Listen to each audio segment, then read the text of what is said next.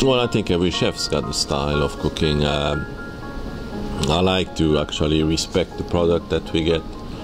We don't go wild on putting different sauces and whatever. Product is fantastic what we get in Bermuda, so we try to respect that.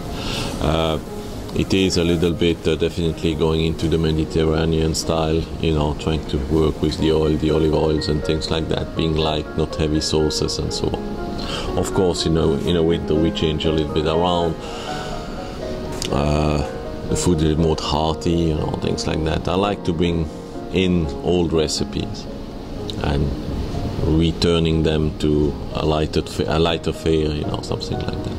We experiment almost every day, some things, even that we don't think to, but we build the menu by doing specials and keeping the special. We note everything we do and keeping the specials, and then we're building the menu 6 months later for the following season or something like that. It was fantastic, you know. I mean, now I'm an old man here, but I see the youngster coming some ideas, and we mix the ideas together, and that works out well.